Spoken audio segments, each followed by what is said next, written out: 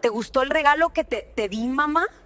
La voz emocionada de mi nuera resonó en el teléfono. Miré a mi consuegra, que brillaba, destacando entre la multitud con un vestido de terciopelo rojo, y respondí. Tu mamá se lo quedó. Hubo un silencio de un segundo al otro lado, y luego un grito desgarrador. ¿Usted le ha hecho daño a mi mamá? ¿Mi mamá? Me quedé helada, sin entender lo que significaba esa frase, cuando, ¡pum!, una explosión ensordecedora rasgó el aire. La copa en la mano de mi consuegra cayó, haciéndose añicos. En medio del suntuoso salón de fiestas, ese vestido rojo vibrante se convirtió de repente en el foco de la fatalidad. Mi nombre es Elena, y la historia que voy a contarte te hará temblar al darte cuenta de cuán delgada es a veces la línea entre un regalo de buena hija y una sentencia fatal.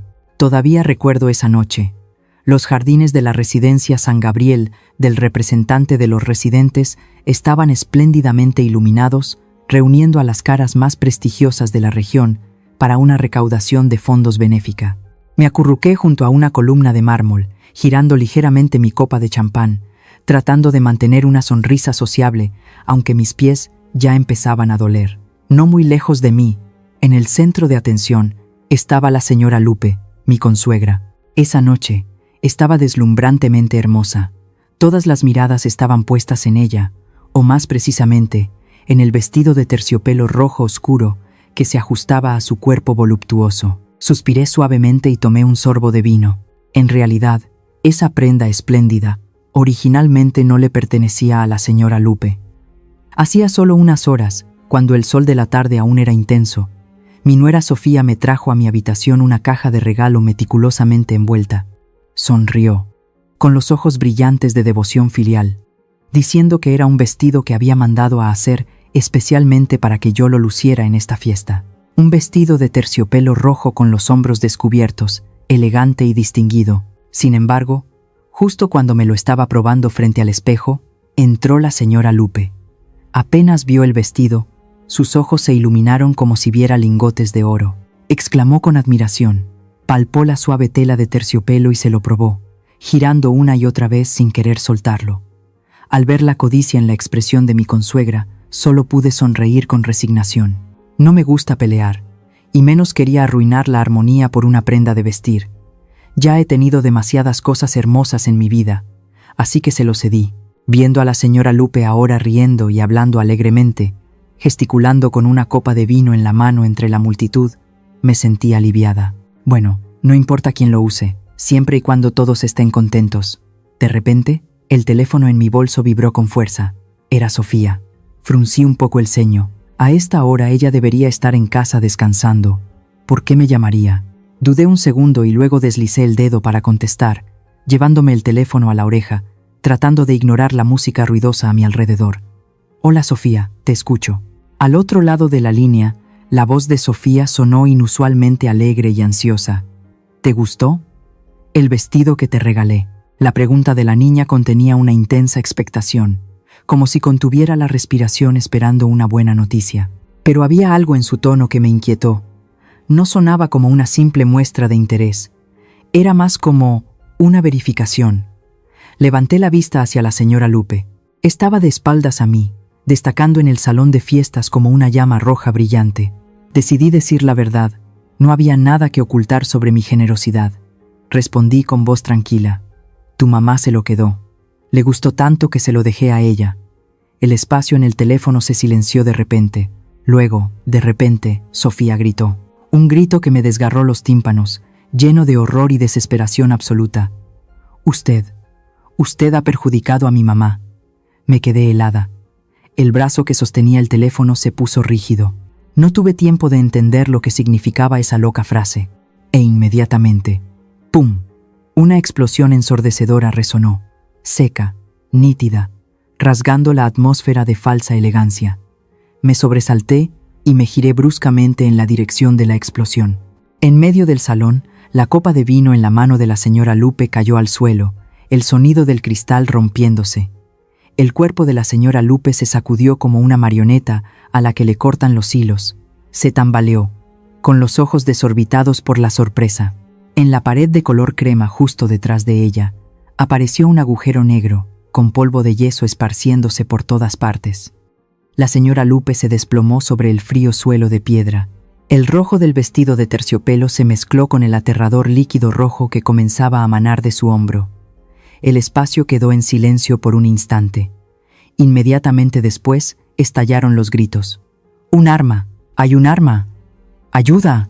¡Le han disparado a alguien! Una escena de caos sin precedentes. La gente se empujaba y pisoteaba en busca de un lugar para esconderse.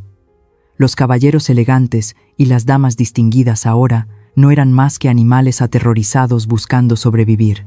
Me quedé clavada en el sitio, con la mano aún aferrada al teléfono, temblando de pies a cabeza. Mis ojos estaban fijos en la señora Lupe, que yacía en el suelo, gimiendo de dolor. Afortunadamente, la bala solo le había rozado el hombro. Pero en mi cabeza, el grito de Sofía de hace un momento resonaba como una maldición. Usted ha perjudicado a mi mamá. ¿Por qué? ¿Por qué lo sabía ella, incluso antes de que sonara el disparo? Las sirenas de la policía rompieron la noche silenciosa del barrio de San Gabriel, reemplazando por completo las alegres melodías de mariachi de antes. Las luces intermitentes azules y rojas barrían las antiguas paredes de piedra, creando una escena caótica y espeluznante. Una cinta amarilla con las palabras "no pasar" se había extendido por el salón de fiestas, aislando completamente el área donde ocurrió el disparo. Los distinguidos invitados habían sido evacuados, dejando un desorden de copas rotas y manteles descolocados. La señora Lupe estaba acurrucada en un sillón de terciopelo en la esquina de la sala, que la policía había tomado prestada para los interrogatorios. Su hombro izquierdo había sido cuidadosamente vendado por los paramédicos. Afortunadamente, la bala solo había rozado el tejido blando, pero el shock emocional parecía haber derrumbado a esta pobre mujer. Temblaba violentamente, aferrando una taza de agua tibia con ambas manos, murmurando oraciones a la Virgen. Un inspector con un bigote espeso y ojos penetrantes se acercó. Cerró su libreta. Su voz era grave y seria. «Señora Lupe, hemos examinado la trayectoria de la bala. Definitivamente fue un intento de hacerle daño con premeditación. Un francotirador apostado en el edificio de enfrente. Por favor, trate de recordar. ¿Tiene algún enemigo? ¿Una deuda de dinero? ¿O un conflicto amoroso, por ejemplo?» La señora Lupe levantó sus ojos llorosos, negando con la cabeza frenéticamente. «Dios mío, solo soy una viejita de campo que vino a la ciudad a vivir con su hija. Toda mi vida solo he sabido ir al mercado y cocinar. ¿Cómo podría tener enemigos que quisieran hacerme daño? Están equivocados. Seguro que están equivocados». El inspector frunció el ceño, con una expresión de duda. Claramente, dispararle a una anciana inofensiva en medio de una fiesta de lujo era lo más absurdo del mundo. De pie a lo lejos, apoyada en el arco de la puerta, observé la escena con el corazón encogido. Sabía que el inspector estaba en un callejón sin salida, y también sabía que no podía quedarme callada más tiempo. El silencio en este momento significaba tolerar el mal. Respiré hondo, tratando de calmar mi corazón acelerado, y di un paso al frente. El sonido de mis tacones sobre las frías baldosas de cerámica atrajo la atención de todos. «Señor inspector», dije, tratando de mantener mi voz lo más calmada posible. Esa bala probablemente no era para ella. El verdadero objetivo del tirador, muy probablemente era yo. La habitación quedó en completo silencio. El inspector se giró bruscamente para mirarme, con una mirada tan afilada como una navaja. «Señora Elena, ¿qué quiere decir?». Señalé el hombro del vestido de la señora Lupe y dije lentamente: «El vestido rojo brillante que ella lleva puesto. Originalmente, era mi vestido». Comencé a relatar todo en detalle, desde que Sofía me trajo el vestido por la tarde hasta la extraña emoción de mi nuera al querer que me lo pusiera, y cómo se lo había cedido a la señora Lupe en el último minuto porque vi que le gustaba demasiado. El inspector escuchaba atentamente. Su pluma se movía rápidamente sobre el papel, pero cuando llegué a la llamada telefónica justo antes del disparo, su mano se detuvo. «Inspector, lo que más me heló la sangre no fue el disparo». Lo miré directamente a los ojos, enfatizando cada palabra. Fue lo que dijo mi nuera. Cuando le dije que su madre se había quedado con el vestido, ella gritó: «Usted ha perjudicado a mi mamá». Inmediatamente después de esa frase, sonó el disparo, ¿Cómo sabía ella de antemano que iba a ocurrir un incidente? El aire en la habitación se volvió pesado como el plomo. El inspector ordenó de inmediato a sus subordinados que citaran a Sofía en la comisaría para un interrogatorio urgente. En la comisaría, el aire estaba cargado de olor a tabaco y café frío. Me senté en la sala de espera, jugueteando con mi rosario, rezando en silencio para que la verdad saliera a la luz. Apareció Sofía. Entró con aspecto agitado, los ojos hinchados y rojos. Apenas nos vio a mí y a su madre sentadas allí, corrió a abrazar a la señora Lupe, llorando desconsoladamente como una niña agraviada. Ante las duras preguntas de la policía sobre la llamada telefónica, Sofía lo negó todo. Puso una cara de inocencia, sollozando una explicación. ¿De qué están hablando? Grité así porque tuve un mal presentimiento. Le regalé a mi suegra ese vestido tan valioso, pero ella se lo dio a mi mamá para que lo usara. Temí que mi suegra se ofendiera, y por eso, en mi pánico, dije cosas sin sentido. Solo soy una mujer débil. ¿Cómo me atrevería a planear algo así? Además, se trata de mi propia madre. Sofía lloraba desconsoladamente, actuando con tanta convicción que los policías comenzaron a dudar. No tenían pruebas, no había grabación de la llamada, no encontraron al tirador. Todo era solo mi testimonio unilateral, el de una suegra anciana, en estado de pánico después de un tiroteo. Pensaron que quizás había oído mal debido al estrés. El resultado fue exactamente lo que temía.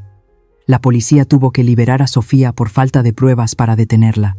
Un coche negro nos llevó a las 3 de vuelta a la residencia. Durante todo el camino, nadie dijo una palabra. El silencio en el coche era tan opresivo que podía oír los latidos ansiosos de mi propio corazón. La señora Lupe, cansada y dolorida por la medicación, se había quedado dormida en el asiento trasero. Yo iba en el asiento del copiloto, con la mirada fija en la ventanilla, donde las farolas amarillentas se alejaban como ojos vigilantes. Y Sofía, ella estaba al volante, con las manos tan apretadas en el volante que los nudillos se le pusieron blancos. Por el espejo retrovisor, de vez en cuando captaba su mirada sobre mí, una mirada fría, sin emociones. Al llegar a casa, después de ayudar a la señora Lupe a subir a su habitación para que descansara, volví a la sala de estar para cerrar las puertas. La enorme casa estaba sumida en la oscuridad, solo iluminada por la tenue luz del candelabro de cristal del vestíbulo. Iba a servirme un vaso de agua para calmar los nervios, cuando de repente me di cuenta de que Sofía aún no había subido a su habitación. Ella estaba allí, justo en medio de la sala de estar. Sofía estaba inmóvil como una estatua. Su sombra se proyectaba larga sobre el suelo, cubriendo los patrones clásicos de las baldosas. No se había cambiado de ropa. Todavía llevaba el mismo conjunto con el que había vuelto de la comisaría. Me detuve, sintiendo un escalofrío recorrer mi espalda. Sofía se giró lentamente. Era la primera vez, después de tantos años como suegra y nuera, que veía a una Sofía tan expuesta. Ya no había sonrisa amable, ni aspecto recatado y respetuoso, ni esa voz dulce diciendo sí y claro. Me miró. Una mirada resentida, roja de ira y rencor. Sus ojos eran como los de un depredador al que le han arrebatado una presa deliciosa justo de la boca. Se clavaron en mi alma, sin ocultar hostilidad, sin ocultar instintos dañinos. No dijo nada, solo se quedó allí, mirándome fijamente. Esa mirada parecía decir: vieja desgraciada, tuvo suerte de salvarse esta vez, pero no cante victoria. Di un paso atrás, agarrándome instintivamente al brazo del sofá. Mi garganta estaba seca. Quería decir algo, pero no podía pronunciar palabra. En ese momento, mi querida casa, donde había vivido más de la mitad de mi vida, llena de dulces recuerdos con mi esposo y mi hijo, de repente se sintió extraña y sumamente peligrosa. Regresé a mi habitación y cerré la puerta con llave. Por primera vez en las décadas que había vivido en esta mansión, tuve que cerrar con llave la puerta de mi propio dormitorio. Me apoyé en la gruesa puerta de roble y me deslicé hasta el frío suelo de baldosas. Mi respiración seguía agitada. Mi pecho dolía como si alguien lo estuviera apretando con una soga. La imagen de la mirada de Sofía en la sala de estar me atormentaba. Esos ojos inyectados en sangre, mostrando un instinto dañino sin disimulo, mirándome como a un enemigo mortal. ¿Era esa realmente la nuera devota que una vez conocí? Me levanté con esfuerzo y me acerqué al pequeño altar en la esquina de la habitación. La luz de la veladora proyectaba un brillo amarillento y melancólico sobre la foto de Mateo, mi único hijo. Toqué el frío marco de la foto. Las lágrimas, que se habían secado hacía mucho tiempo, amenazaban con brotar de nuevo. Mi vida ha sido una serie de pérdidas. Mi esposo partió temprano por un terrible cáncer, dejándome sola para manejar el patrimonio familiar y criar a Mateo. Para mí, Mateo no era solo mi hijo, era mi mundo entero, mi esperanza de vida, el mijo que Dios me había regalado. Creció siendo un buen chico, inteligente, y luego se casó con Sofía. Todavía recuerdo como si fuera ayer el día que Mateo trajo a Sofía a casa para presentarla. Ella era tan dulce entonces, hablaba en voz baja, con ojos grandes e inocentes. En mi interior me alegré, agradeciendo a Dios por haberle dado a mi hijo una buena esposa. Cuando Sofía se mudó a vivir con nosotros, esta gran casa pareció cobrar vida. La traté como a mi propia hija, no le negué nada. Pensé que mi vejez transcurriría en paz junto a mis hijos y nietos, pero el destino es irónico. Hace 3 años, esa fatídica noche me lo arrebató todo. Mateo falleció en un incendio en el almacén donde trabajaba como gerente. La policía dijo que fue un accidente laboral. Esa noche, todos sus colegas se habían ido. Solo Mateo se quedó para hacer el inventario de fin de mes. El fuego se desató violentamente en el área donde se almacenaban los solventes, devorando todo el almacén y devorando a mi pobre hijo. Cuando llegué a identificar el cuerpo, estaba carbonizado, irreconocible. Me desmayé allí mismo. Ese dolor, incluso ahora, cada vez que lo recuerdo, siento como si miles de agujas me atravesaran el corazón. Después del funeral de Mateo, Sofía lloró sin consuelo. Ver a mi nuera tan demacrada me hizo sentir aún más pena por ella. Traté de tragarme las lágrimas para ser su apoyo. Luego vino lo del dinero del seguro. Mateo había contratado un seguro de vida por una suma muy grande, y la única beneficiaria legal era Sofía. Cuando la compañía de seguros transfirió esa enorme cantidad a la cuenta de Sofía, no lo pensé 2 veces, ni sentí envidia.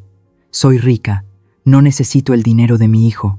Simplemente pensé que era lo último que un esposo le dejaba a su esposa, para que Sofía pudiera vivir cómodamente el resto de su vida. No mucho después, Sofía me propuso tímidamente: «Mamá, quiero traer a mi madre a vivir con nosotros.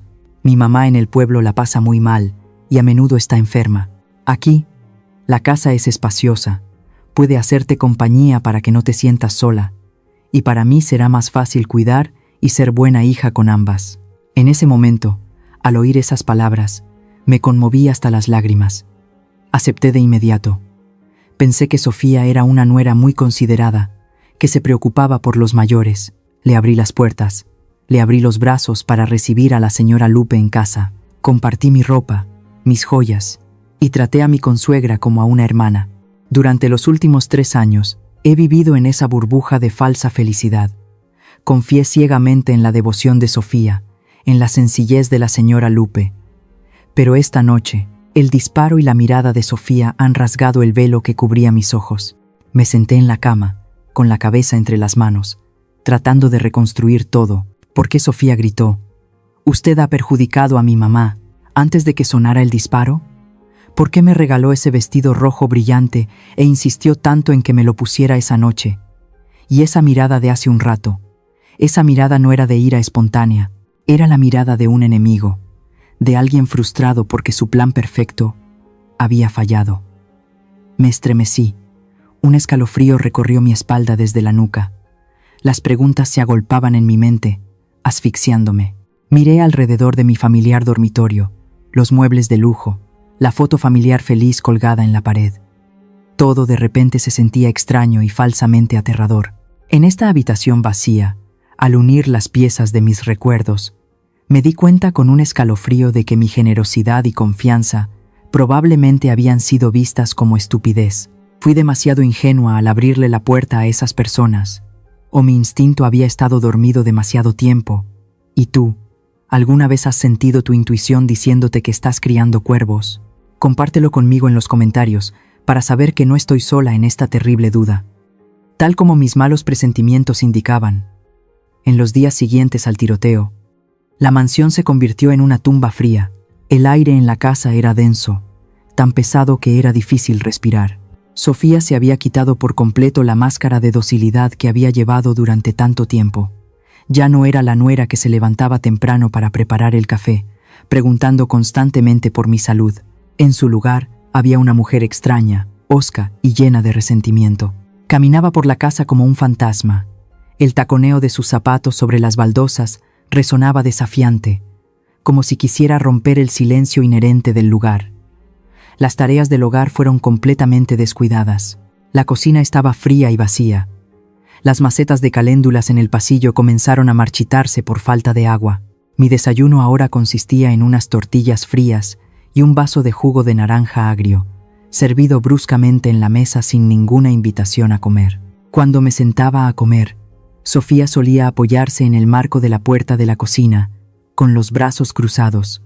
Sus ojos me miraban fijamente, sin decir una palabra, pero en esa mirada oscura podía leer la frustración de una perdedora.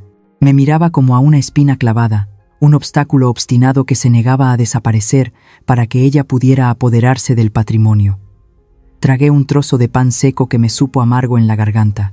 Entendí que estaba usando tácticas psicológicas para torturarme, pero lo que más me indignaba no era la actitud de Sofía hacia mí, sino cómo trataba a su propia madre. La señora Lupe todavía se estaba recuperando en la habitación de invitados. La herida de bala en el hombro, aunque no ponía en peligro su vida, era dolorosa, y sumado al shock emocional, la dejó postrada en cama. Se suponía que una hija devota debería estar a su lado, cuidándola y consolando a su madre que acababa de escapar de la muerte por un pelo. Pero no. Esa tarde, al pasar por la habitación de la señora Lupe, escuché el sonido de algo rompiéndose. La puerta de la habitación estaba entreabierta. Contuve la respiración, me pegué a la gruesa pared y miré adentro. Sofía estaba de pie en medio de la habitación, señalando directamente a la cara de su madre. La señora Lupe se encogió en la cama, con el rostro pálido y los ojos llenos de lágrimas. «¿Por qué lloras?», siseó Sofía, su voz llena de amargura. «Solo fue un rasguño, y actúas como si te estuvieras muriendo. Si ese día no hubieras sido tan codiciosa, si no hubieras insistido en ponerte ese maldito vestido, nada de esto habría pasado». La señora Lupe sollozó, su voz temblorosa y débil. «Yo, lo siento. Es que me pareció tan hermoso. No sabía. No sabías». Sofía se burló, interrumpiendo a su madre. «Claro, vieja y todavía ambiciosa. Has sido pobre toda tu vida. Deberías conformarte con tu lugar, en lugar de aspirar a más, queriendo usar cosas que no te pertenecen. ¿Sabes que tu codicia arruinó mi gran plan?». Se me heló la sangre.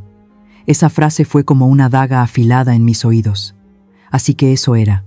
Ese vestido rojo era el sacrificio. Su plan era que yo lo usara, y la que debería estar acostada allí era yo. La codicia accidental de la señora Lupe me salvó la vida y frustró el cruel plan de su propia hija. Sofía pateó con rabia la pata de la cama y se dio la vuelta para salir. Rápidamente retrocedí, escondiéndome detrás de una gran maceta de palma en la esquina del pasillo. Viendo desaparecer la espalda de Sofía, mi corazón latía con fuerza por el miedo y la indignación. Ya no era humana. Si consideraba a su propia madre una herramienta, un obstáculo, ¿qué era yo? Una suegra, para ella. Volví a mi habitación y cerré la puerta con llave. Una sensación de inseguridad me invadió. Esta enorme casa ahora estaba llena de trampas. Cada vaso de agua que bebía, cada paso que daba, podría ser el último. No podía quedarme sentada esperando que me pasara algo. La policía se había dado por vencida por falta de pruebas. Tenía que salvarme yo misma. Me acerqué al viejo escritorio de mi difunto esposo. Hacía mucho tiempo que no lo tocaba. Abrí el cajón inferior y busqué entre los papeles amarillentos una vieja agenda de cuero marrón gastada. Era la agenda personal de mi esposo. Pasé las páginas, mis dedos temblorosos buscando un nombre familiar. Rogelio. Era el mejor amigo de mi esposo, un veterano ex detective de homicidios que, tras jubilarse, se había convertido en detective privado. Rogelio era conocido por ser íntegro, discreto y por tener contactos clandestinos a los que la policía a menudo no podía llegar. Miré el reloj de la pared. Eran más de las 11 de la noche. Fuera de la ventana, el canto de los grillos se mezclaba con el silbido del viento a través de las rendijas de la ventana, creando sonidos melancólicos. Respiré hondo para armarme de valor y marqué el número. El teléfono sonó una y otra vez. Estaba tan nerviosa que las palmas de mis manos estaban empapadas de sudor. ¿Seguiría usando este número? ¿Ayudaría a una viuda como yo? ¿Aló? Una voz ronca y grave sonó al otro lado de la línea.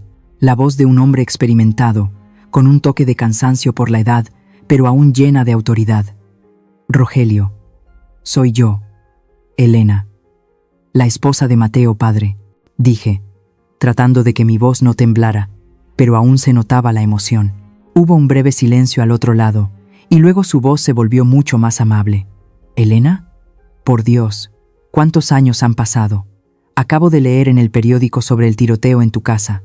¿Estás bien? Las lágrimas casi brotaron. En medio de esta tormenta, una sincera palabra de un viejo amigo me ablandó, pero sabía que no tenía tiempo para sentimentalismos. Estoy viva, Rogelio, pero me temo que no por mucho tiempo. Bajé la voz, susurrando al auricular, mirando hacia la puerta por si alguien escuchaba. ¿Qué pasa, Elena? ¿Estás en peligro?, preguntó Rogelio insistentemente, su tono cambiando al modo de alerta de un detective profesional. Apreté el teléfono, mi mirada fija en la oscuridad que envolvía la habitación. Rogelio, necesito tu ayuda. Algo muy importante y estrictamente confidencial. Quiero que investigues a mi nuera, Sofía. ¿Sofía?, se sorprendió. ¿La nuera de la que siempre hablabas también? Sí, pero eso fue antes. Ahora, sospecho que no es tan simple como parece. Rogelio, el tiroteo del otro día no era para la señora Lupe, era para mí, y sospecho. Dudé un momento, y luego decidí expresar mi mayor temor. Sospecho que la partida de mi hijo hace 3 años tampoco fue un accidente. Al otro lado de la línea hubo silencio. Solo se oía la respiración pesada de Rogelio. Él conocía mi carácter.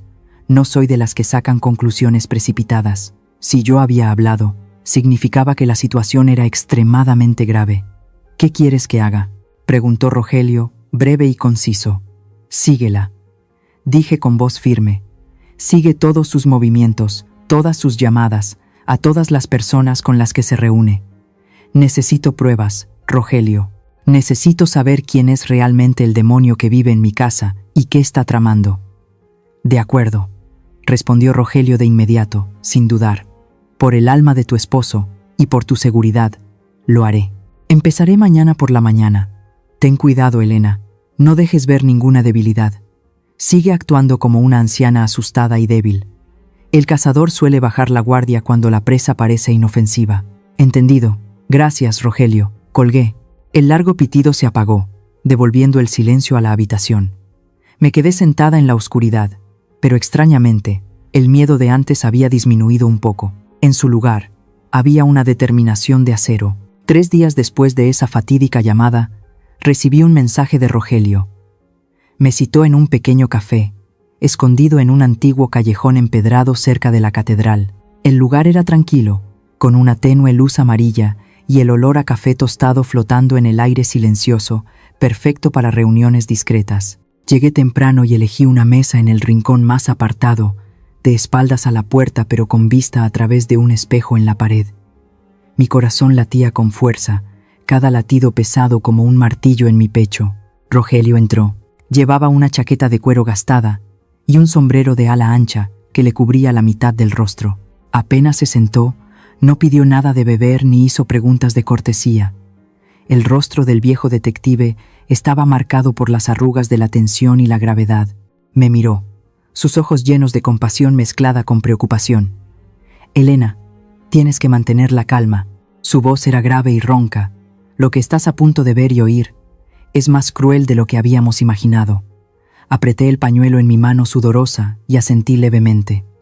Me había preparado para lo peor, pero resultó que mi imaginación era demasiado limitada en comparación con la maldad humana. Rogelio sacó lentamente un sobre amarillo de su bolsillo y lo deslizó hacia mí sobre la mesa de madera rugosa. «Mira esto primero». Abrí el sobre. Dentro había un fajo de fotos. La primera foto que vi fue de mi nuera, Sofía, sentada en un coche desconocido. Pero no estaba sola. A su lado había un hombre corpulento, de piel morena, con un rostro anguloso lleno de rudeza y peligro. La segunda foto, la tercera, la sangre se me subió a la cabeza. Sofía estaba besando apasionadamente a ese hombre en pleno día, en un aparcamiento desierto en las afueras. La sonrisa en su rostro era radiante, coqueta, completamente diferente a la expresión triste y recatada que siempre mostraba en casa frente a mí. «¿Quién es este hombre?», pregunté, con la voz temblorosa de ira. Rogelio puso un delgado expediente sobre la mesa, golpeando suavemente la foto del hombre con su dedo índice. «Se llama Javier, un tipo que vive al margen de la ley. No es un delincuente cualquiera, Elena. Es un francotirador profesional, especializado en contratos de caza furtiva». Sentí un escalofrío por la espalda. Este detalle coincidía terriblemente con el tiroteo en la fiesta. La bala clavada en la pared, la trayectoria precisa hasta el milímetro, desviada solo por un movimiento inesperado. «Y lo más doloroso», continuó Rogelio, su voz bajando de tono, «según mi investigación, esta relación no es nueva. Llevan viéndose más de 3 años. Es decir, desde que tu hijo Mateo todavía vivía». Me tapé la boca para reprimir un sollozo. Así que a mi pobre hijo le habían sido infiel en su propia casa sin que él lo supiera. Pero Rogelio no se detuvo. Metió la mano en el bolsillo y sacó una pequeña grabadora negra. «Ayer coloqué un dispositivo de escucha bajo el coche de Sofía. Esta mañana condujo hasta un almacén abandonado para encontrarse con Javier. Su discusión fue grabada en su totalidad». Presionó el botón de play. La cinta comenzó a girar. Se escuchó un crujido, luego el sonido de un motor apagándose y una puerta de coche cerrándose de golpe. La voz de Sofía sonó, estridente y ansiosa. «Inútil. No eres un tirador de élite. ¿Por qué fallaste? ¿Por qué esa vieja sigue viva y coleando?» La voz de un hombre, sin duda Javier, respondió, brusca y resentida. «Cállate la boca. Me dijiste que apuntara al vestido rojo. Dijiste que tú misma se lo habías regalado y la habías presionado para que se lo pusiera, para que yo pudiera identificarla fácilmente entre la multitud. Apunté directamente a ese vestido rojo. ¿Quién iba a imaginar que en el último momento se lo cambiaría a tu madre?» «Esa maldita vieja», siseó Sofía. El sonido de sus manos golpeando el volante se oyó claramente. «Es como si tuviera un ángel de la guarda. Y mi madre es una tonta. Ve algo bonito y se le iluminan los ojos. Casi me hace culpable de dañar a mi propia madre». En el café, el ambiente pareció congelarse. Me quedé inmóvil, completamente paralizada. Así que eso era. Ese vestido de terciopelo rojo no era un regalo filial. Era una marca de la muerte. Mi nuera había usado el propio brillo del vestido para marcarme como objetivo para que su amante me eliminara. Mi generosidad al ceder el vestido me salvó la vida accidentalmente y puso a la señora Lupe al borde de la muerte. En la grabación, la voz de Javier sonó, fría y despiadada. «El plan del francotirador ha fallado. La policía está buscando por todas partes. Ya no podemos usar armas de fuego». «Entonces, ¿qué hacemos?», preguntó Sofía. Su voz temblaba de ira pero también de cálculo. «Esa vieja está empezando a sospechar. La forma en que me mira es extraña. No podemos esperar más. No quiero vivir esta vida de viuda pobre ni un día más. Quiero el dinero, Javier. Usemos el método antiguo». La voz del hombre se volvió grave, con un tono mortal. «Usemos veneno, silencioso, sin ruido, como lo hicimos hace 3 años». Mi corazón se detuvo por un instante. ¿Cómo lo hicimos hace 3 años? Sofía se rió en la grabación, una risa salvaje. ¿Te refieres a ese condimento especial? De acuerdo, esta vez aumentaré la dosis. Enviaré a esa vieja a reunirse con su estúpido hijo pronto. Pobre Mateo. Hasta el momento en que falleció en ese almacén, seguía pensando que yo era la esposa más fiel del mundo.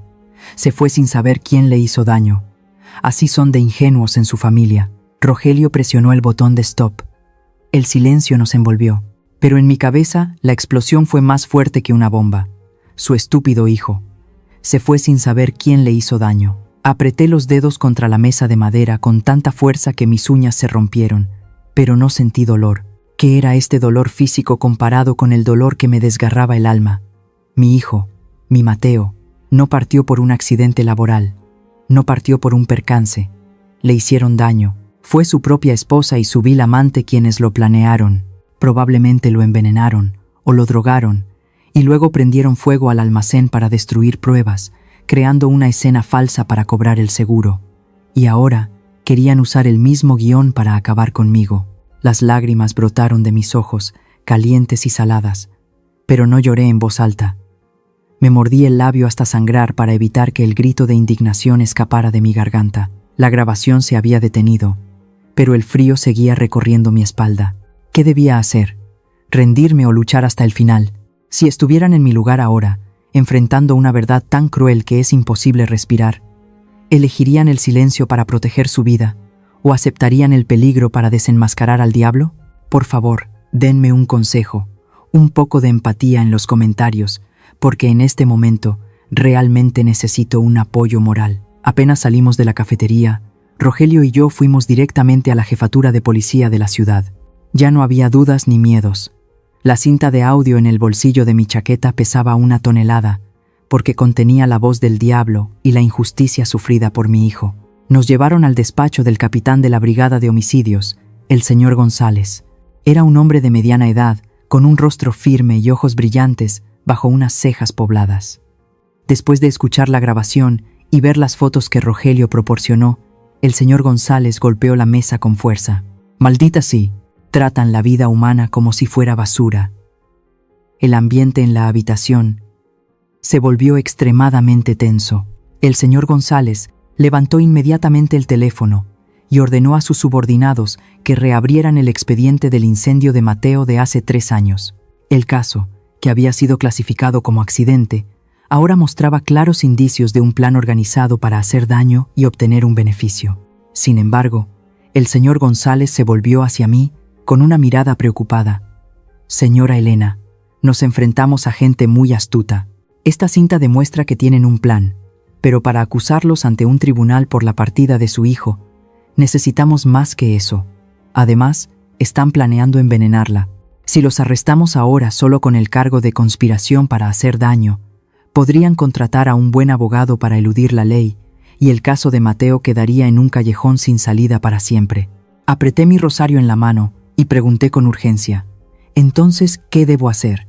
¿Simplemente sentarme a esperar que algo me pase?» El señor González negó con la cabeza y bajó la voz al mínimo, como si temiera que las paredes tuvieran oídos. «No, les tenderemos una trampa. Usted será el cebo». El plan se trazó rápida y audazmente.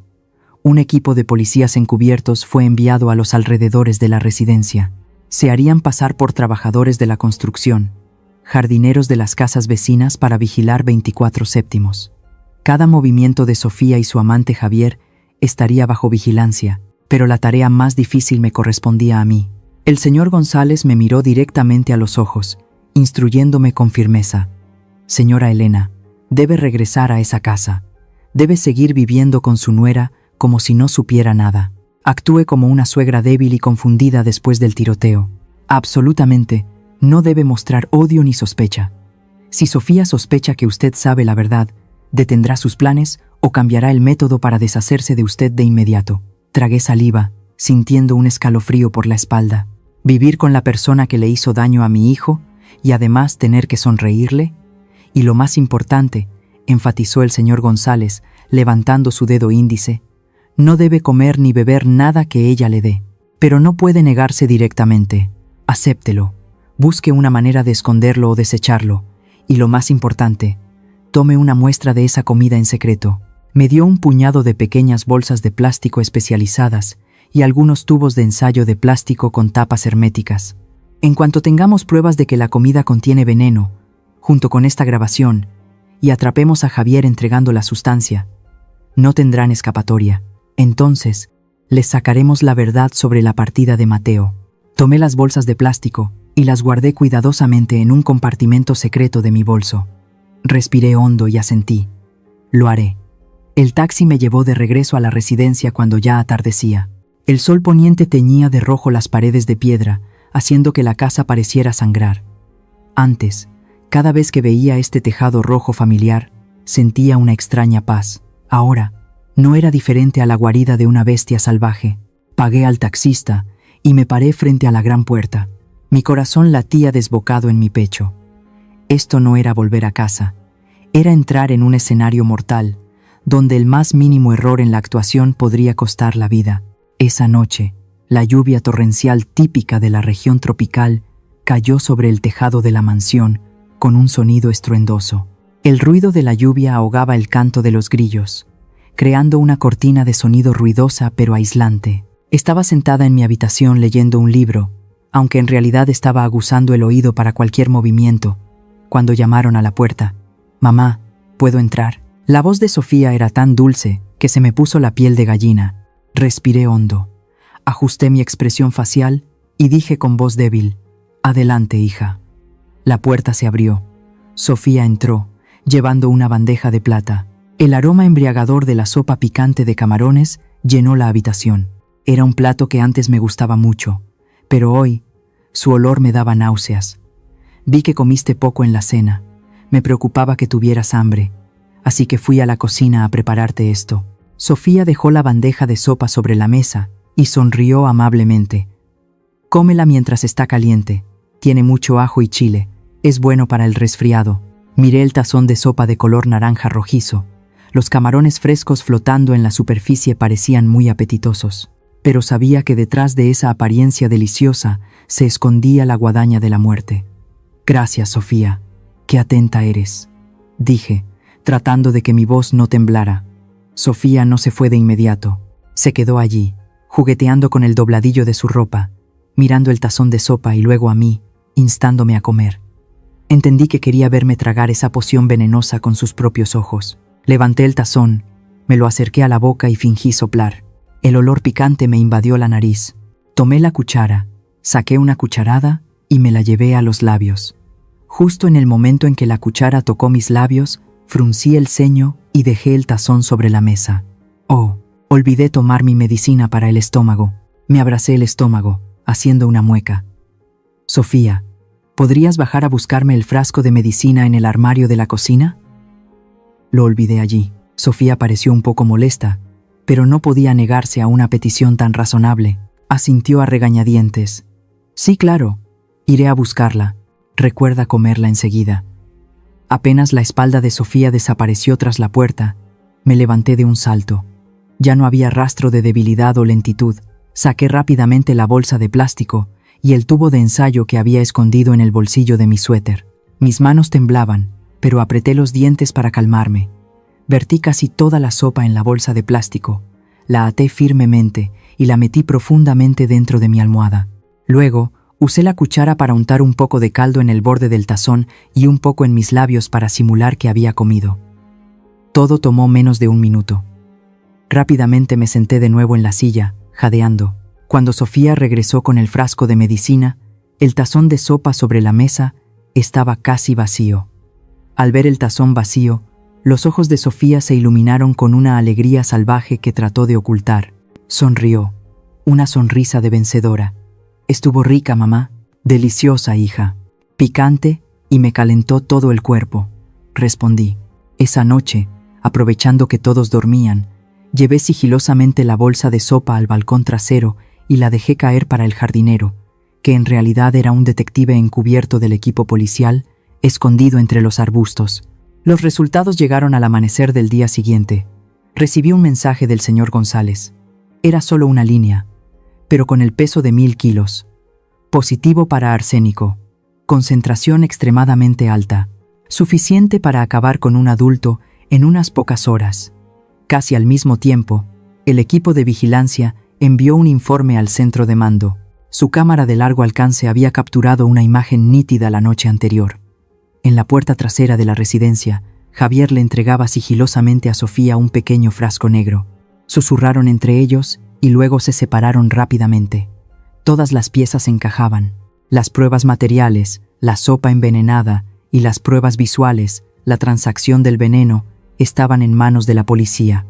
La orden de arresto urgente se firmó de inmediato. A las 9 de la mañana, Sofía estaba desayunando en el comedor, disfrutando tranquilamente de su café y esperando la noticia de mi repentino fallecimiento en mi habitación. No tenía idea de que la fatalidad estaba llamando a su propia puerta. La gran puerta de la mansión fue derribada. El equipo de operaciones especiales irrumpió como un torbellino. «¡Policía! ¡Nadie se mueva!», Sofía gritó, dejando caer la taza de café que se hizo añicos en el suelo.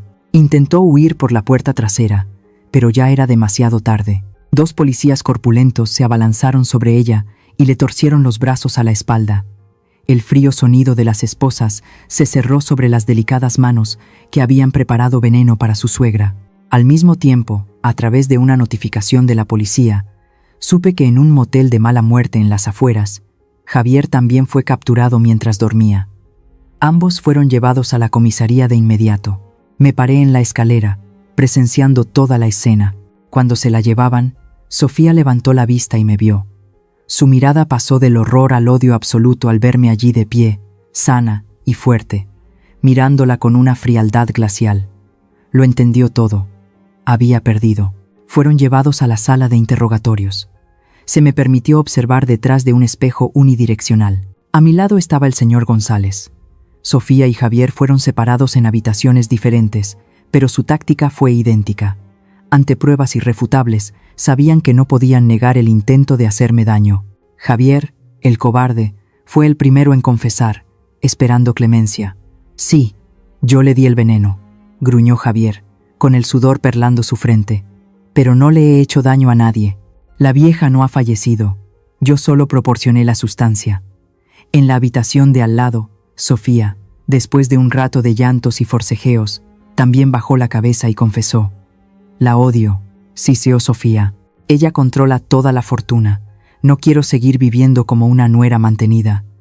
Solo quería que partiera de una vez. Sin embargo, cuando los investigadores golpearon la mesa, presionándolos sobre la partida de Mateo hace 3 años, ambos criminales cambiaron de actitud. Se volvieron extrañamente tranquilos, como si hubieran ensayado este guión de antemano. ¿Mateo? Sofía levantó la cabeza, se secó las lágrimas, su voz astuta. Mi esposo falleció en un accidente de incendio. Ustedes, la policía, lo concluyeron así, ¿no? No porque haya cometido este error ahora me van a acusar falsamente de algo del pasado. Yo no le hice daño a mi esposo. Javier también se encogió de hombros, con aire de delincuente. ¿Hace 3 años? ¿Dónde estaba yo entonces? Creo que de cacería en la selva del sur. No tengo nada que ver con ningún incendio. ¿Tienen pruebas? Las cenizas se enfriaron hace 3 años. No intenten culparme. Me paré detrás del cristal, agarrando el marco de la puerta con tanta fuerza que me sangraron los dedos. Admitían el intento de hacerme daño, un delito no consumado, porque sabían que las pruebas eran abrumadoras, pero negaban rotundamente el crimen atroz contra Mateo. Conocían muy bien la ley. El intento de hacer daño solo conlleva una pena de prisión limitada, pero el plan organizado, prender fuego para ocultar un cuerpo, la sentencia es cadena perpetua, sin libertad condicional. Estaban negociando, aceptaban ir a la cárcel por un tiempo para salvar sus vidas y la fortuna que habían obtenido del seguro de mi hijo. El señor González se volvió hacia mí, negando con la cabeza con impotencia. Señora Elena, lo siento mucho. La grabación de audio de antes solo tiene una frase ambigua. No tiene suficiente peso legal para condenarlos por el caso de Mateo. El expediente del incendio de entonces es muy escaso. La escena fue completamente destruida por el fuego. No quedan muestras para volver a analizar. Sabemos que lo hicieron, pero no podemos probarlo ante un tribunal. Sentí un zumbido en los oídos. Frente a mí, la imagen de Sofía sonriendo con desdén en la sala de interrogatorios era como una puñalada en el corazón. La justicia se había cumplido a medias. Yo había sobrevivido. Los malvados habían sido capturados. Pero el alma de mi hijo aún no descansaba en paz.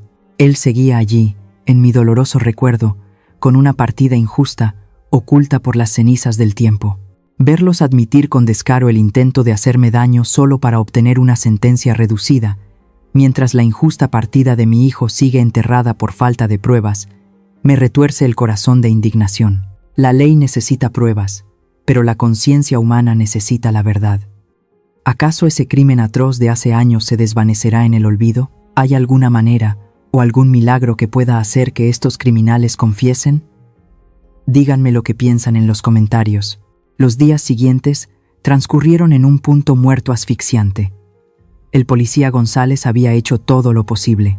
Publicó avisos de recompensa en todos los periódicos, estaciones de radio e incluso en panfletos pegados en los barrios obreros. La recompensa era enorme, suficiente para que un ciudadano común en México cambiara su vida.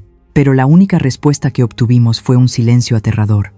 El tiempo había borrado demasiadas cosas. Los testigos habían olvidado. Las pruebas se habían convertido en cenizas. Día tras día, iba a la comisaría. Me sentaba en la dura silla de madera del pasillo, desgranando las cuentas de mi rosario, murmurando oraciones a la Virgen de Guadalupe. Pedía un milagro para que la justicia no quedara sepultada bajo el polvo del tiempo. Pero día tras día, la esperanza en mí se extinguía como una vela al viento. En un momento, pensé en rendirme. Quizás Dios había dispuesto que solo fueran castigados por el intento de hacerme daño, y la deuda de sangre con Mateo tendría que esperar a otra vida. Sin embargo, justo cuando estaba más desesperada, el milagro realmente ocurrió. No llegó con un halo de luz brillante, sino en la forma de un joven delgado, vestido sencillamente con una camiseta descolorida y unos vaqueros gastados.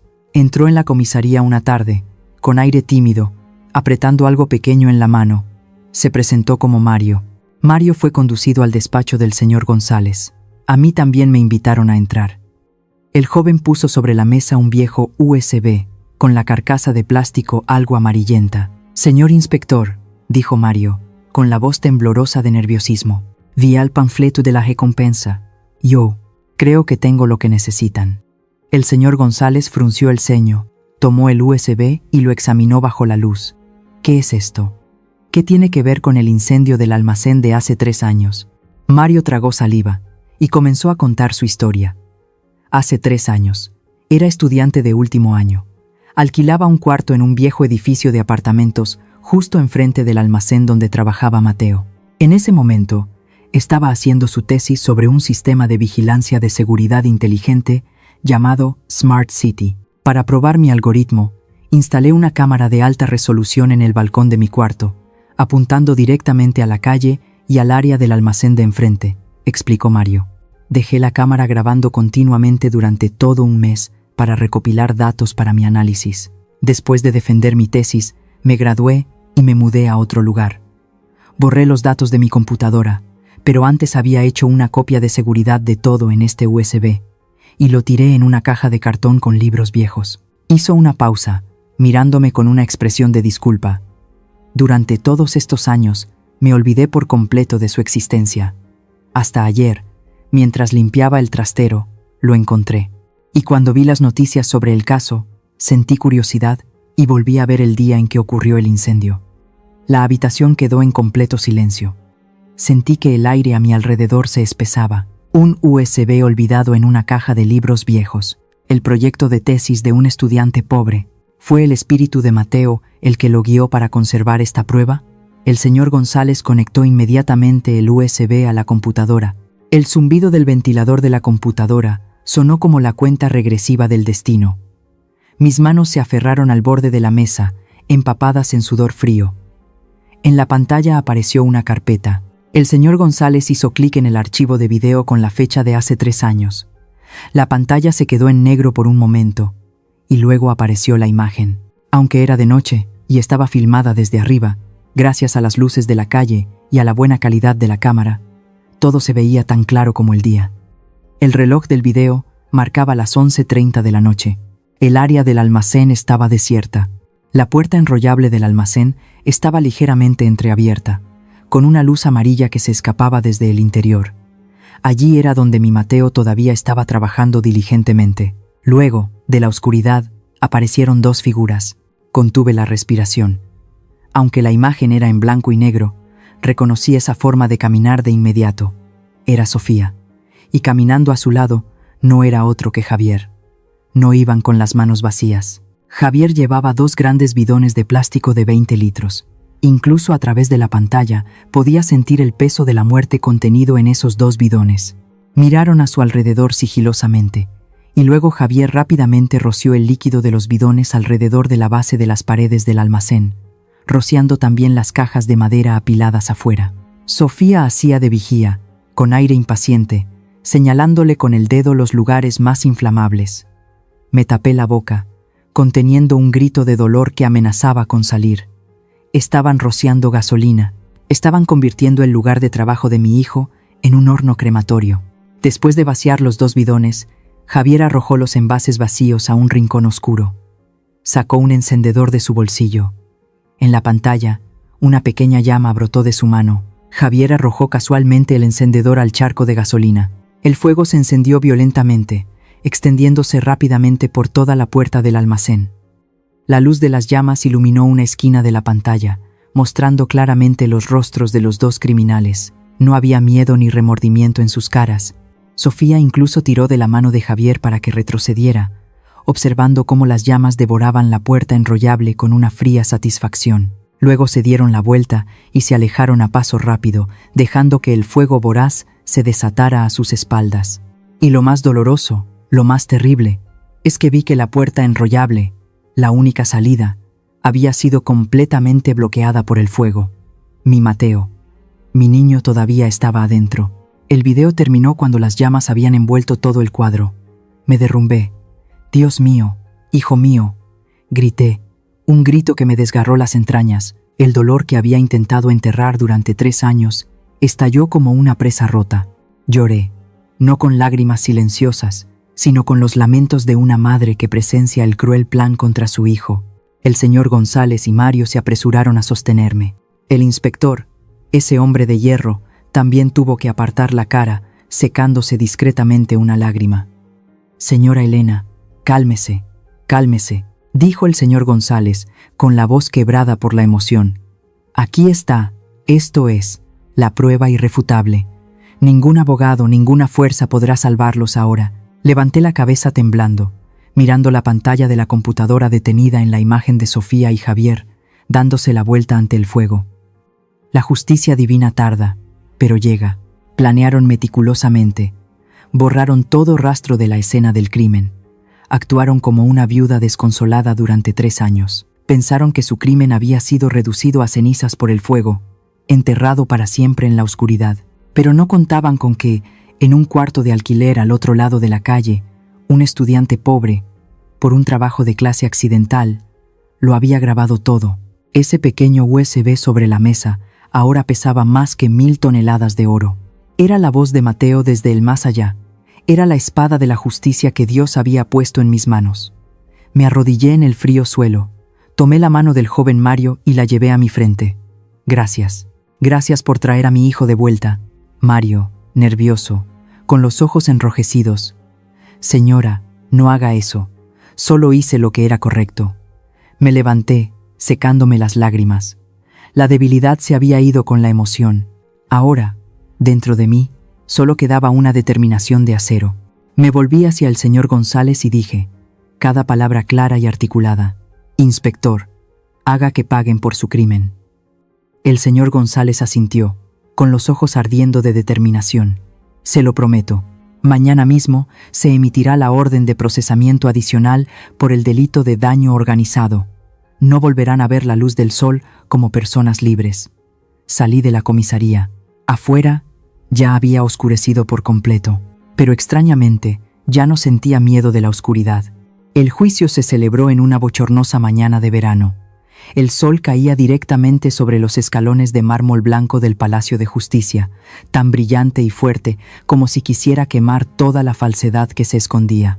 Dentro de la sala de audiencias número 1, el aire era denso. Olía a barniz de madera vieja y al sudor de la multitud curiosa que había venido a presenciar. Me senté en la primera fila, reservada para la familia de la víctima. En mis manos, cerca de mi corazón, tenía una foto de Mateo. Hoy, mi hijo llevaba una camisa blanca, sonriendo amablemente en el marco negro. Le susurré: «Mira conmigo esta última escena, hijo». En el banquillo de los acusados, Sofía y Javier estaban con la cabeza gacha. Ya no quedaba nada de la arrogancia y la elegancia de la distinguida nuera de antes. Sofía, con el uniforme gris de prisionera, parecía demacrada, envejecida 10 años. Su pelo estaba revuelto, sus ojos hundidos y oscuros por el insomnio. Y Javier, el cazador que una vez trató la vida humana como basura, ahora estaba encogido, temblando como un animal acorralado. El juicio fue más rápido de lo que esperaba, porque ante el peso abrumador del USB y las pruebas forenses irrefutables, todas las defensas eran inútiles. El fiscal, un hombre con una voz que retumbaba como un trueno, comenzó a leer la acusación. Cada frase, cada palabra que leía, era como un martillazo clavando los clavos en el ataúd que enterraba los crímenes de los dos malhechores. Ante el tribunal, una a una, las verdades crudas y crueles fueron reveladas. El motivo del crimen no fue un amor ciego, sino una codicia sin fondo y deudas de juego abrumadoras. Javier confesó que, 3 años antes, él y Sofía se habían involucrado en una red de apuestas clandestinas a gran escala. La deuda ascendía a millones de pesos y los capos de la mafia amenazaban con acabar con ellos. En su desesperación, a Sofía se le ocurrió un plan cruel: dañar a su esposo para cobrar el enorme seguro de vida que Mateo había contratado. «Necesitábamos dinero», respondió Javier en voz baja cuando el juez le preguntó por qué eligieron quemar viva a la víctima. Sofía dijo que el fuego era la mejor manera. El fuego borraría todas las huellas, y la policía pensaría que fue un accidente laboral. Así, el seguro pagaría más rápido. Sentí un nudo en el estómago. Mi hijo, el hijo devoto que amaba a su esposa y a su familia por encima de todo, a sus ojos no era más que un número, un boleto para salir de sus deudas. Después de que Mateo partió, Sofía recibió el dinero del seguro, pagó la deuda de Javier, y ambos comenzaron una vida de despilfarro en la oscuridad. Pero el dinero se acaba. Una vez que el juego se mete en la sangre, hasta una montaña de dinero se agota. Pasaron 3 años, y el dinero ganado con la sangre de su esposo fue derrochado en casinos y fiestas libertinas. Y cuando los bolsillos se vaciaron, la codicia resurgió. Esta vez, su objetivo era yo. Sofía confesó ante el tribunal. Su voz se quebró, entrecortada pero sin ocultar un cálculo frío.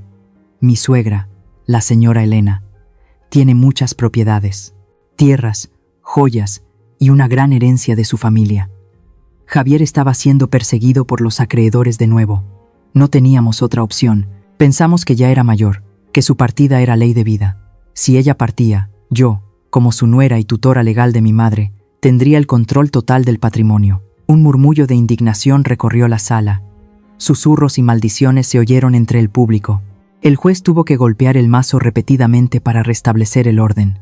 Me quedé inmóvil, las lágrimas rodando silenciosamente por mis mejillas, cayendo sobre el cristal del marco de la foto de Mateo. Así que eso era. A los ojos de mi nuera, yo no era una madre, sino una mina de oro andante que debía ser explotada, y si era necesario, podía ser eliminada en cualquier momento. El vestido rojo, la sopa de camarones, todo eran solo herramientas para llevar a cabo su vil plan.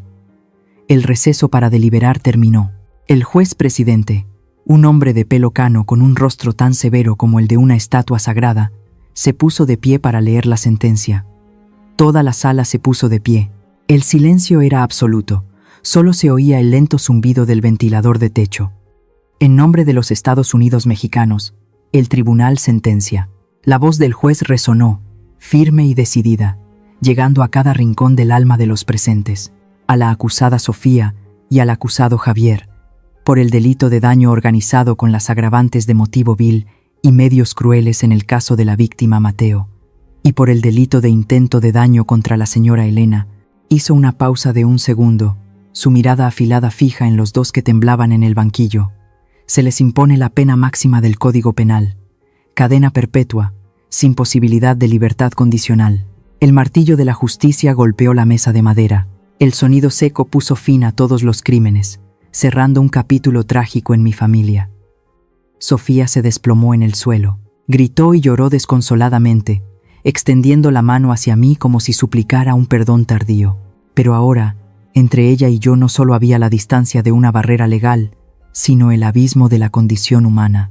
La policía arrastró a los 2 criminales fuera de la sala, el sonido de las cadenas chocando, el pesado arrastrar de sus pies desapareciendo tras la puerta de hierro. La sala de audiencias se fue vaciando. Yo seguí allí sentada, abrazando la foto de Mateo. Sentí un peso quitarse de mis hombros.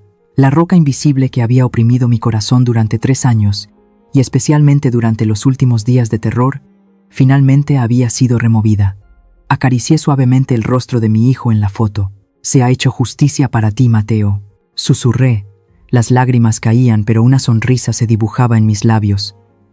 «Los que te hicieron daño han pagado». descansa en paz. A partir de ahora, nadie podrá hacernos daño a ti ni a mí. Afuera, el sol seguía brillando, pero al salir del juzgado, sentí una brisa fresca. Era la brisa de la libertad, de la liberación.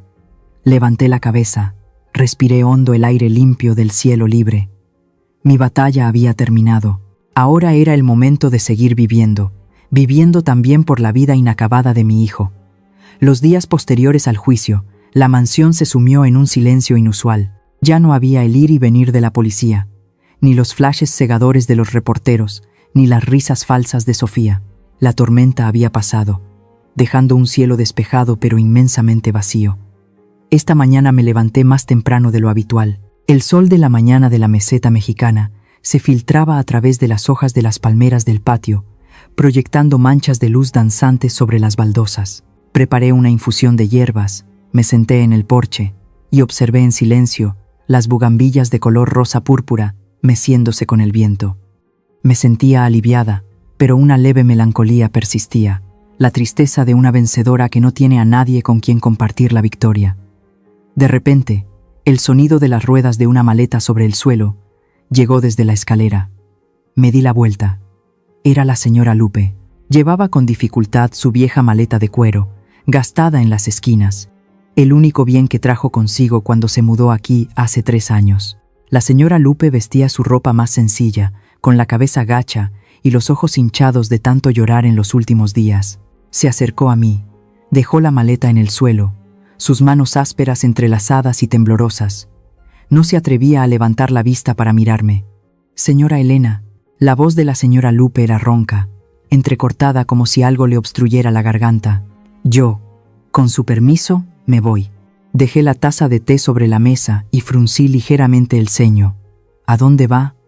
Aún no se ha recuperado del todo. La herida del hombro todavía necesita curas. La señora Lupe negó con la cabeza enérgicamente. Las lágrimas comenzaron a caer sobre sus viejos zapatos de tela. No me atrevo a quedarme más. No tengo cara para mirarla, y menos para aceptar su amabilidad. Yo soy la madre de un demonio. Rompió a llorar, un llanto que estalló en el silencio. Es mi culpa. Soy una desgraciada. La traje al mundo, la crié, pero no supe educarla para que fuera una buena persona. Dejé que se convirtiera en una persona codiciosa, cruel, que le hizo daño a su hijo, y luego intentó hacerle daño a usted también. Yo estoy tan avergonzada, Elena. Si me quedo aquí, al verla, solo veo mis culpas acumulándose como una montaña. La señora Lupe se cubrió la cara y lloró desconsoladamente. Su cuerpo se encogió, pequeño y lamentable. Se culpaba a sí misma. Se atormentaba por los pecados cometidos por su hija. Me levanté y me acerqué a ella. Miré la maleta vieja y destartalada, y luego a la mujer sufrida frente a mí. Sabía que no tenía a dónde ir. La casa del pueblo la había vendido hacía tiempo para darle dinero a Sofía para pagar deudas de juego. Sus parientes también se habían distanciado. Ahora, su única hija, su último apoyo, había sido condenada a cadena perpetua. Si salía por esa puerta, la señora Lupe se convertiría en una persona sin hogar, sola y desesperada en medio de una vida dura. Y lo más importante, sabía que la señora Lupe era inocente. Su codicia por el vestido rojo ese día fue solo la ingenuidad de una persona pobre que nunca había visto un tesoro en su vida. Nunca tuvo la intención de hacerme daño. Tomé sus manos temblorosas. Estaban heladas y callosas. «Señora Lupe, levante la cabeza y míreme», dije, con voz suave pero firme. La señora Lupe levantó lentamente la cabeza. Sus ojos viejos y llorosos se encontraron con los míos. Esperaba un regaño o un rechazo. Pero no. «Usted no va a ninguna parte», dije. «Guarde esa maleta». La señora Lupe me miró con los ojos muy abiertos, asombrada. Pero mi hija le hizo daño a su hijo. Quería hacerle daño a usted. Sofía es Sofía, y usted es usted. Apreté su mano un poco más fuerte para darle calor. Cada uno es responsable de sus actos. La ley ya ha castigado a Sofía. ¿Y usted? Usted es solo una madre desafortunada, igual que yo. Suspiré, mirando hacia el jardín bañado por el sol. Ambas somos madres que han perdido a sus hijos, señora Lupe. Mi hijo yace bajo tierra fría. Su hija entierra su juventud entre 4 paredes de una prisión. Al final, usted sufre más que yo. Porque mi hijo partió con honor, pero su hija vive con una reputación manchada para siempre. La señora Lupe rompió a llorar de nuevo, pero esta vez fue un llanto de alivio, de comprensión. Se tambaleó como si fuera a arrodillarse para agradecerme, pero la sostuve a tiempo. No haga eso, negué con la cabeza. Mire esta casa, es demasiado grande y demasiado fría. Soy vieja, ya no tengo hijos. Vivir sola con estas paredes sería muy triste. Quédese aquí, no como una invitada, sino conmigo. Seremos amigas en la vejez, nos apoyaremos mutuamente. Tendremos a alguien con quien hablar por la mañana y por la noche. Iremos juntas a la iglesia, cocinaremos juntas. ¿Qué le parece? La señora Lupe me miró, sus labios temblaban sin poder hablar. En sus ojos vi una gratitud infinita y una esperanza recién encendida. Usted tiene un corazón de Dios, Elena. Yo no sé cómo podré pagarle. Con que viva sana y feliz, será suficiente pago. Abrí los brazos y abracé a la señora Lupe. 2 mujeres viudas, 2 madres que han sufrido mucho, abrazándose en el salón de la antigua casa. Sus lágrimas mojaron mi hombro, y mis lágrimas cayeron sobre su pelo canoso. No más odio, no más distinciones entre ricos y pobres. Solo quedaba el calor humano, disipando la frialdad de la traición y la muerte. Esa tarde, la señora Lupe y yo fuimos juntas a la cocina. Ella me enseñó a hacer tortillas de maíz a mano al estilo tradicional de su pueblo, y yo le enseñé a preparar el tipo de té aristocrático que me gusta. Risas suaves llenaron el aire, mezcladas con el alegre tintineo de los platos. La casa pareció despertar de una larga pesadilla. Los fantasmas del pasado fueron empujados hacia atrás, dando paso a la luz del perdón y la sanación. Me senté junto a la ventana, observando a la señora Lupe regar con esmero las macetas del balcón. Canturreaba una vieja canción popular mientras lo hacía. Sonreí, sintiendo una paz extraña en mi corazón. Esta vida, aunque cruel, si sabes abrir tu corazón, siempre puedes encontrar un refugio para el alma. Al cerrar este tormentoso diario, quiero dedicar las últimas líneas a ustedes, quienes han seguido mi viaje lleno de lágrimas. La historia de mi familia ha concluido, pero sus duras lecciones siguen siendo válidas. Tuve que pagar un precio demasiado alto para aprenderlas, y espero que nunca tengan que cometer los mismos errores. A quienes son y serán madres. Amén. Pero no ciegamente. A menudo se nos enseña a sacrificarlo todo por la familia, a ser tolerantes y pacientes. Pero recuerden, la tolerancia no significa consentir, y la confianza no significa bajar la guardia. Mantengan sus límites personales, una intuición aguda. No se apresuren a entregar todos sus bienes, las llaves de su vida, a sus hijos cuando ustedes mismas no estén realmente seguras. Ámense a sí mismas primero, porque solo cuando son fuertes pueden proteger a sus seres queridos. No dejen que su bondad se convierta en presa fácil para el aprovechamiento, incluso si esa persona es un familiar. A los hijos, no dejen que el dinero los ciegue, y no dejen que extraños los manipulen para que le den la espalda a su familia de origen. Mi hijo, Mateo, era un buen hombre, pero su inocencia y falta de cautela ante una esposa cruel le costaron la vida. Cuando te casas, tienes una pequeña familia que construir, pero nunca olvides a la gran familia de la que vienes. Sé inteligente al elegir a tu pareja.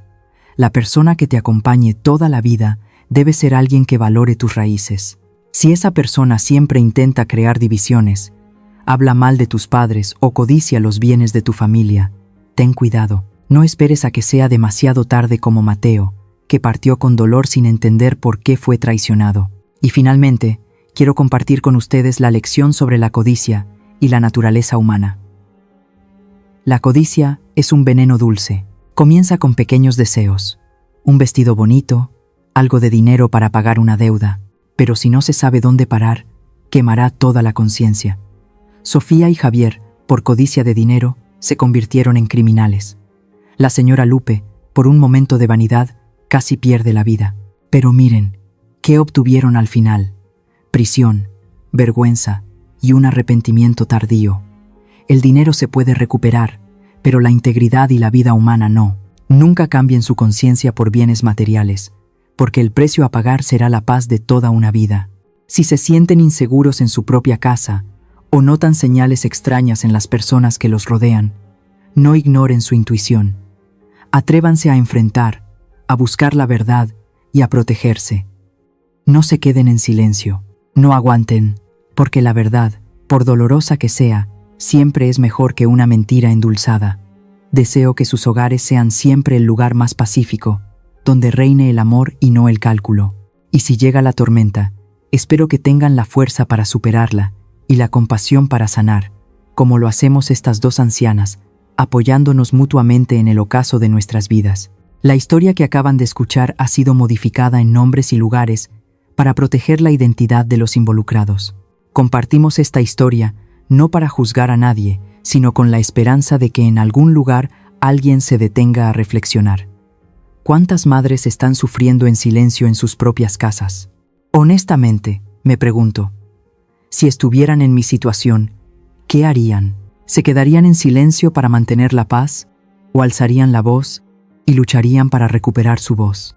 Me encantaría escuchar sus pensamientos sobre esta historia en mi canal o cualquier sugerencia que nos ayude a mejorar nuestro contenido. Dios siempre bendice a los valientes, y realmente creo que el coraje nos llevará a días mejores. En este momento, dejaré las dos historias más populares del canal en la pantalla final. Creo que les sorprenderán. Gracias por quedarse conmigo hasta este momento. Si esta historia les ha llegado al corazón, denle a me gusta, suscríbanse al canal y activen la campana de notificaciones para no perderse lo que viene.